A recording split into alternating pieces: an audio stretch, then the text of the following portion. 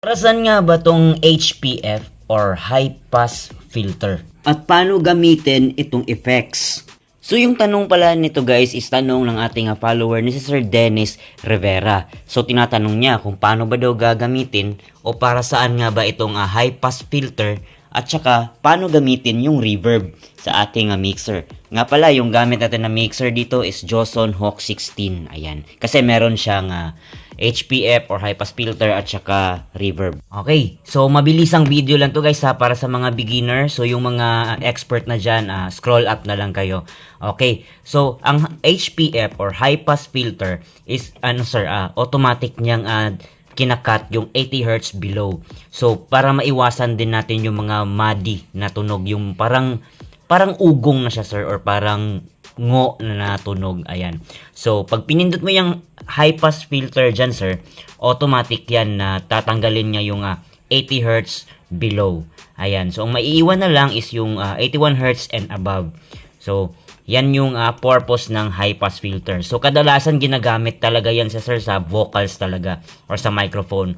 Pero sa playback at saka instrument, wag mo nyo nang gamitin yan, sir. Okay? So, mas mainam gagamitin talaga itong HPF or high pass filter sa microphone. Lalo na po kung ang vocalist na gumagamit ng microphone is makapal yung kanyang tunog or parang mababa masyado yung boses ng iyong vocalist. So, pindutin nyo yung high pass filter and kung makapal pa rin or mabuo pa rin yung tunog niya, is pwede pa kayong mag-cut dito sa low kahit konti. Ayan. Okay. Ayos. So, yun lang naman sir ang pinaka ng HPF or high pass filter. Ayan. Okay, so dumako naman tayo Sir Dennis sa iyong pangalawang katanungan, yung ating reverb kung paano ba siya gagamitin. Okay? Okay Sir Dennis, regarding naman sa reverb kung paano siya gagamitin, eto depende talaga sir sa kailangan or sa necessity ng iyong or paggagamitan ng iyong reverb. So depende talaga yung pihit dito. Okay. So personally, I use talaga yung room. Ayan. So marami kasing reverb dito sir is itong or yung effects. Meron tayong hall, merong room, merong plate or marami pa diyan. Meron din ditong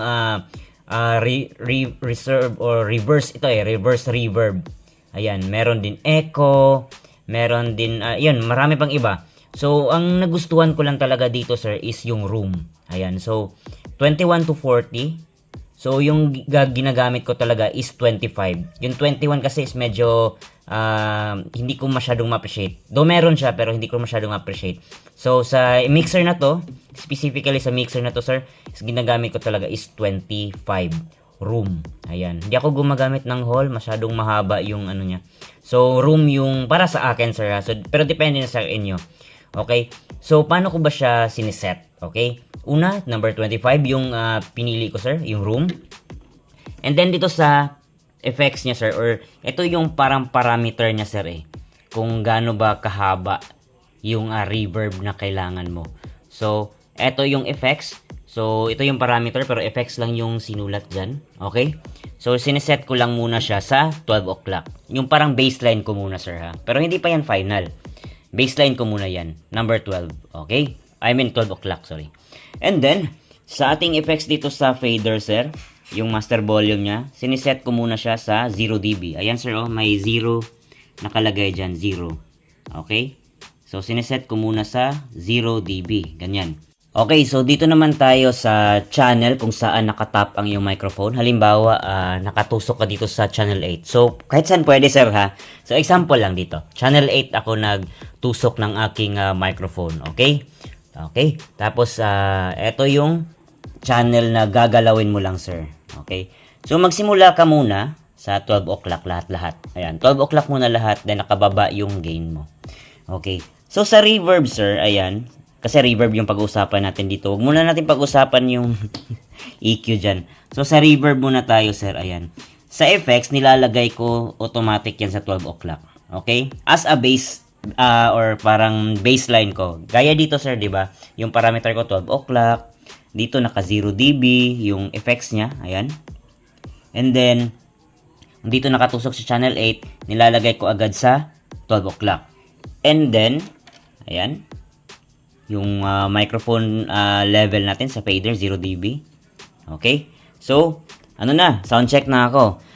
Pakikinggan ko muna sir yung effects niya kung magustuhan ko. Kung masyadong mahaba yung effects, masyadong mahaba yung halimbawa, sound check. Kung masyadong mahaba yun sir, binabawasan ko dito sa parameter. Okay? Konti. Ayan. And then, eto naman, itong effects naman to is hindi ko na masyadong nagagalaw. Almost 12 o'clock lang talaga. Most of the time dito talaga ako nagagalaw sir kung gusto kong mas mahaba yung effects or mas konti lang. Okay, so ito tip lang sir, tip lang to.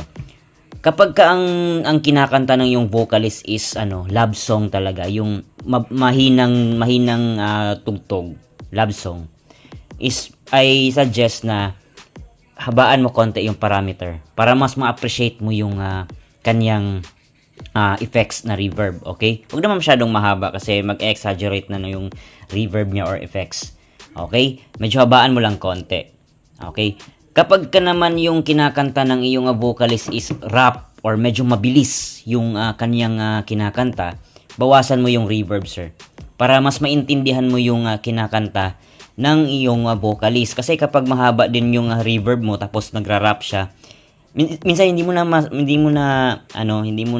maiintindihan kung ano yung mga sinasabi ng yung vocalist kapag nagra-rap siya. Okay? So pag mabilis yung kanta na kinakanta, bawasan mo yung effects. Kapag mahaluma na yung kanta, dagdagan mo ng effects. Okay? And then ito, bonus ko na lang din to, sir. Kapag makapal, nasabi ko na kanina, 'di ba? Kapag makapal yung tunog ng boses ng vocalist, bawasan mo ito konti. Dagdag ka ng konting high and mid. Okay? Kapag matinis yung tunog ng iyong vocalist, matinis yung tunog ng iyong vocalist, dagdag ka ng low, bawas ka ng high, gitna mo na lang yung mid. Ayan. So, self-explanatory na to, sir, or self-preference na to. Walang perfect dito na settings. Okay? Compressor, walang perfect dyan na settings. Depende sa kailangan mo. At gain stage. Ayan. Gain staging talaga. So, maybe sa ibang topic na yun. Kasi reverb at saka high pass filter lang naman yung tinatanong. Okay? Sir Dennis, thank you sa iyong panonood at pagsuporta sa ating video. Yun lang muna. Hanggang sa muli. Alright. Welcome to Kamay Vlog.